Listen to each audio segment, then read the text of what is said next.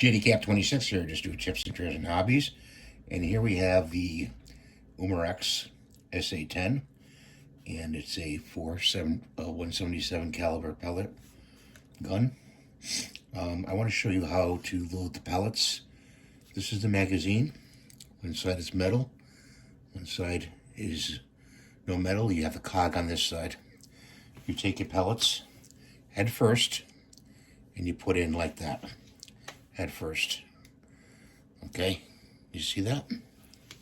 With the skirt towards the back. You just keep doing that like this, with the skirt towards the back.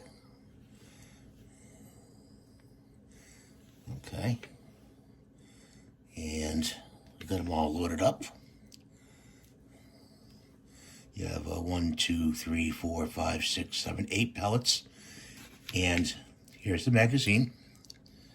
You put it like this, with the cog facing forward, and you put it into the gun like that. Of course, this gun has no CO2. There's the release for the gun, to release the magazine. Be careful when you release the magazine.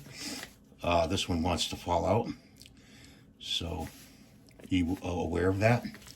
And that's how you load a magazine for the SA10. Thanks for watching. Please rate and subscribe. Watch my next video, and we'll see you next time.